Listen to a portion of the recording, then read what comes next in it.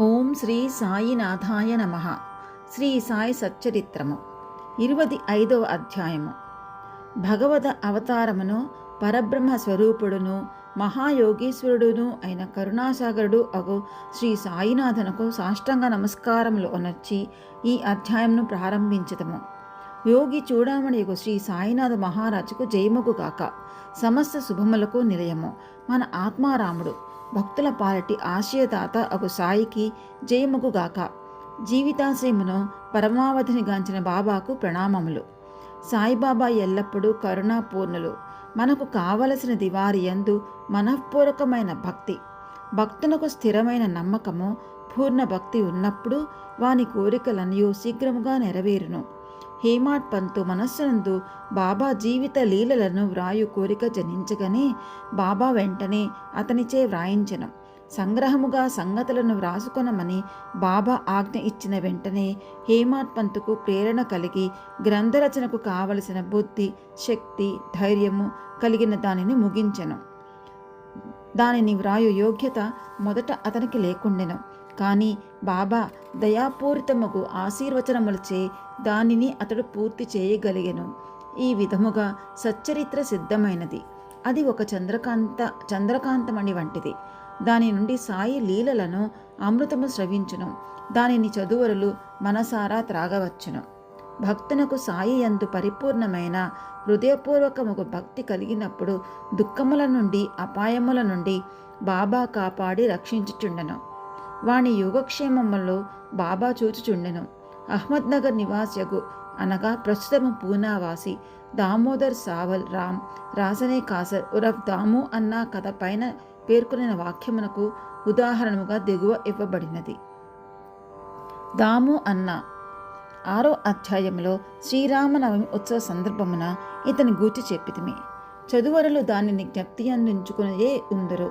అతడు 1897వ సంవత్సరమున శ్రీరామనవమి నాడు ఉరుసు ఉత్సవము ప్రారంభించినప్పుడు షిరిడీకి పోయెను.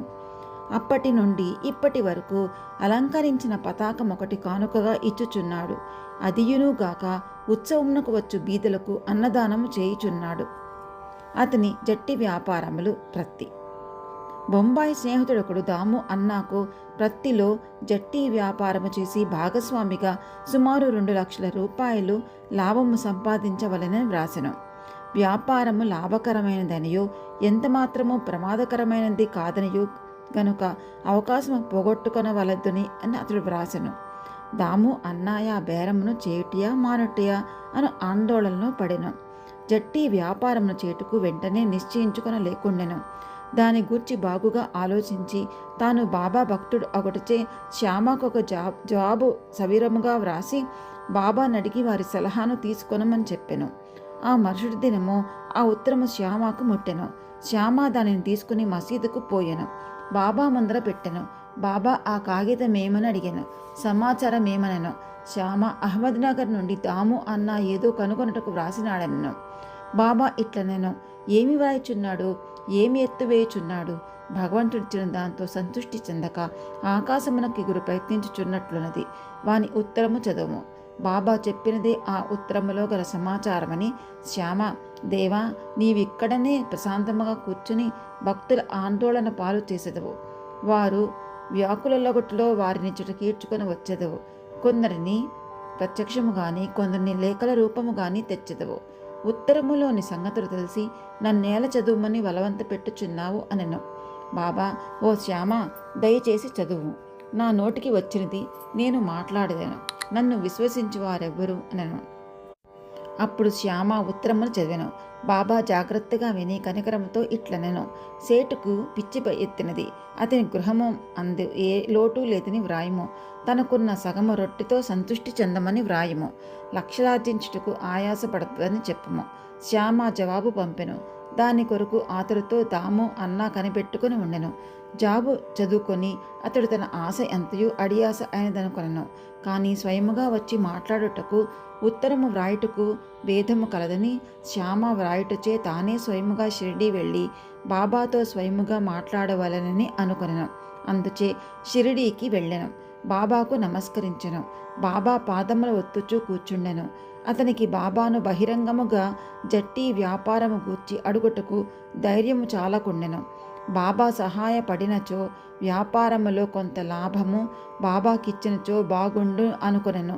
ఇట్లు రహస్యముగా దాము అన్న తన మనస్సును అనుకొనెను. బాబాకు తెలియనిది ఏమీయూ లేదు. అరచేతునున్న ఉసిరికాయ వలె భూత భవిష్యత్ వర్తమానములు కూడా బాబా తెలిసినవారు. బిడ్డకు తీపి వస్తువులు కావలేను, కానీ తల్లి చేదు మాత్రలు ఇచ్చెను. తీపి వస్తువులు ఆరోగ్యమును చేర్చును, చేదు మాత్ర ఆరోగ్యమును వృద్ధి చేయును. తల్లి తన బిడ్డ యొక్క మేలును కాంక్షించి బుజ్జకిచ్చి చేదు మాత్రలే ఇచ్చును. బాబా దయగల తల్లి వంటి వారు. తన భక్తుల భవిష్యత్ వర్తమానముల లాభము గూర్చి బాగుగా తెలిసినవారు. తాము అన్న మనస్సును కనిపెట్టి బాబా ఇట్లనెను, ప్రపంచ విషయముల్లో తగులుకొనుటకు నాకిష్టము లేదు. బాబా యొక్క అసమ్మతి గ్రహించి దాము అన్న ఆ పనిని మానుకొనెను. ధాన్యముల బేరము. పిమ్మట దాము అన్న ధాన్యము వ్యాపారము చేయ తలపెట్టెను. ఈ ఆలోచన కూడా బాబా గ్రహించి, నీవు 5 సేర్ల చొప్పున కొని 7 సేర్ల చొప్పున అమ్మవలసి వచ్చును, కనుక ఈ వ్యాపారం కూడా మానుకొనమని చెప్పాను.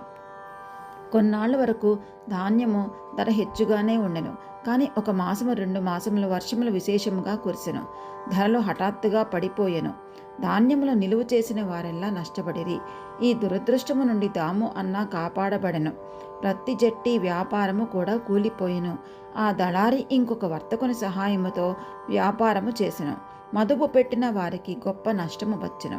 బాబా తనను 2 సార్లు గొప్ప నష్టముల నుండి తప్పించెనని దాము అన్నాకు బాబా యందుగల నమ్మకము హెచ్చెను. బాబా మహాసమాధి చెందినంత వరకు వారికి నిజమైన భక్తుడుగా ఉన్ను. వారి మహాసమాధి పిమ్మట కూడా ఇప్పటి వరకు భక్తితో ఉన్నాడు. ఆమ్రలీల అనగా మామిడి పండ్లు చమత్కారము. ఒకనాడు 300 మామిడి పండ్లు పార్సల్ వచ్చెను. రాలేయను మామలతాదారు గోవా నుంచి శ్యామ పేరున ఆ పండ్లను బాబాకు పంపెను. అది తెరిచినప్పటికీ పండ్లన్నీ బాగానే ఉండెను. అది శ్యామ స్వాధీనములో పెట్టిది. అందులో 4 పండ్లు మాత్రమే బాబా కొలంబలో అనగా కుండలో పెట్టెను. బాబా ఈ 4 దాము అన్నాకు, అవి అక్కడనే ఉండవలని చెప్పెను. దాము అన్నాకు 2 భార్యలు కలరు, కానీ అతనికి సంతానము లేకుండెను. అనేక జ్యోతిష్కులను సంప్రదించెను. అతడు కూడా జ్యోతిష్యమును కొంతవరకు చదివెను. తన జాతకములో దుష్టగ్రహ ప్రభావం ఉండుటచే అతనికి సంతానము కలుగు అవకాశము లేదనుకొనెను. కానీ అతనికి బాబా యందు మిక్కిలి నమ్మకం కలదు.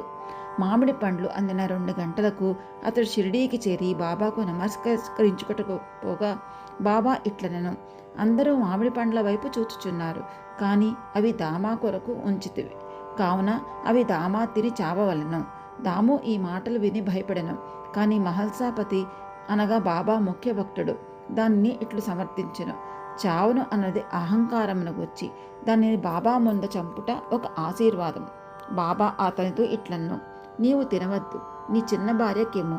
ఈ ఆమ్రలీల ఆమెకు 4 కొడుకులను 4 కుమార్తెలను ప్రసాదించెను. దాము ఆ ప్రకారమే చేసెను.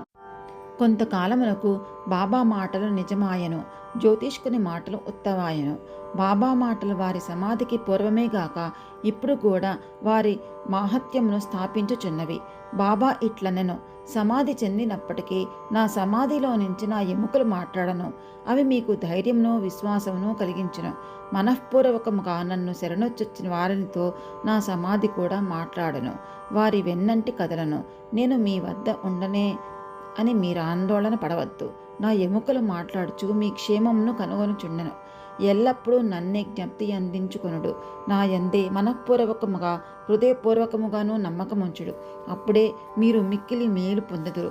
హేమాడ్ పంతు ఈ అధ్యాయము ఒక ప్రార్థనతో ముగించుచున్నాడు. ప్రార్థన. ఓ సాయి సద్గురు, భక్తుల కోరికలు నెరవేర్చు కల్పవృక్షమా, మీ పాదములు ఎన్నటికీ మరవకుందుముగాక. మీ పాదములు ఎప్పుడూ చూచుచుందుముగాక. ఈ సంసారమున చావు పుట్టకలచే మిక్కిలి బాధపడుచుంటిమి. ఈ చావు పుట్టుకల నుంచి మమ్ము తప్పింపము. మా ఇంద్రియముల విషయములపై బోనీయకుండా అడ్డుకొనము. మా దృష్టిని లోపలికి మరల్చి ఆత్మతో ముఖాముఖి చేయుము. ఇంద్రియములు మనస్సు బయటకు పోవు నైజము ఆపనంతవరకు ఆత్మ సాక్షాత్కారమునకు అవకాశము లేదు. అంత్యకాలమున కొడుకు గాని భార్య గాని స్నేహితుడు గాని ఉపయోగపడరు. నీవే మాకు ఆనందమును మోక్షమును కలుగజేయవాడు. వివాదములందు దుర్మార్గపు పనులందు మాకు గల ఆసక్తిని పూర్తిగా నశింపచేయుము. నీ నామస్మరణము చేయుటకు జిహ్వయుత్సహించుగాక. మా ఆలోచనలను అవి మంచివే అగుగాక చెడ్డవే అగుగాక తరిమివేయుము. మా గృహములను శరీరమును మరచునట్లు చేయుము. మా అహంకారమును నిర్మూలింపుము. నీ నామమే ఎల్లప్పుడూ జ్ఞప్తియుండునట్లు చేయుము. తక్కిన వస్తువులన్నిటినూ మరచునట్లు చేయుము. మనశ్చాంచల్యమును తీసివేయుము. దానిని స్థిరముగా ప్రశాంతముగా నీవు ఉంచుము. నీవు మమ్ములను గట్టిగా పట్టి ఉంచినచో ఆ అజ్ఞానాంధకారము నిష్క్రమించును. నీ వెలుతురునందు మేము సంతోషముగా ఉండెదము. మమ్మలను నిద్ర నుండి లేపము. నీ లీలామృతము తాగు భాగ్యము నీ కటాక్షము చేతను గత జన్మలలో మేము చేసిన పుణ్యము వలన కలిగినది. దాము అన్న ఇచ్చిన వాంగ్మూలము ఈ సందర్భమున గమనింపదగినది. ఒకనాడు అనేక మందితో నేను కూడా బాబా పాదముల వద్ద కూర్చుని ఉన్నప్పుడు నా మనస్సున 2 సంశయములు కలిగిను. ఆ రెంటికి బాబా ఇట్లు జవాబిచ్చెను. 1. సాయిబాబా వద్ద అనేక మంది గుమిగూడుచున్నారు. వారందరూ బాబా వలన మేలు పొందెదరా? దీనికి బాబా ఇట్లు జవాబిచ్చెను. మామిడి చెట్ల వైపు పూత పూసి ఉన్నప్పుడు చూడుము. పువ్వులన్నీ పండ్లు అయినచో ఎంత మంచి పంటగను. కానీ అట్లు జరుగునా? పువ్వుగానే చాలా మట్టుకు రాలిపోవను. గాలికి కొన్ని పిందెలు రాలిపోవను, కొన్ని మాత్రమే మిగులును. ఇక 2వది, ఇది నా గురించి అడిగినది. బాబా భౌతిక శరీరము విడిచిన పిమ్మట నా జీవితమనే ఓడ ఎట్లు నడపగలను? అది ఎటో కొట్టుకొని పోవునా? అయినచో నా గతి ఏమి? దీనికి బాబా జవాబు ఇట్లు చెప్పెను. ఎక్కడైనను ఎప్పుడైనను నా గురించి చింతించంచో నేను అక్కడే ఉండెదను. 1918కి ముందు వారి వాగ్దానము ప్రకారము వారు నెరవేర్చుచుండిరి. 1918 తరువాత కూడా నెరవేర్చుచున్నారు. ఇప్పటికీ నాతోనే ఉన్నారు. ఇప్పటికీ నాకు దారి చూపుచున్నారు. ఇది 1910-11 కాలంలో జరిగెను. నా సోదరులు వేరుపడిరి. నా సోదరి కాలధర్మం పొందెను. దొంగతనం జరిగెను. పోలీసు విచారణ జరిగెను. ఇవి అన్నయూ నన్ను కల్లోలపరచినవి. నా సోదరి చనిపోగా నా మనస్సు వికలమయ్యాను. నేను జీవితమును సుఖములను లక్ష్యపెట్టలేదు. నేను బాబా వద్దకు పోగా వారు ఉపదేశముతో శాంతింపచేసి అప్పా కులకర్ణి ఇంటిలో బొబ్బట్లతో విందు గావించిరి. నా నుదుట చందనము పూసిరి. నా ఇంటిలో దొంగతనము జరిగింది. నాకు 30 సంవత్సరముల నుండి ఒక స్నేహితుడు ఉండెను. అతడు నా భార్య యొక్క నగల పెట్టి దొంగలించెను. అందులో శుభమగు నత్తు అనగా నాసికాభరణం ఉండెను. బాబా ఫోటో ముందేడ్చి తిని ఆ మరుసటిదేమే ఆ మనిషి నగల పెట్టిన తిరిగి ఇచ్చివేసి క్షమాపణ కోరికెను. ఓం శ్రీ సాయినాథాయ నమః. 25వ అధ్యాయం సంపూర్ణం. ఓం శ్రీ సచ్చిదానంద సద్గురు సాయినాథ్ మహారాజ్ కి జై. సద్గురు శ్రీ సాయినాథార్పణమస్తు.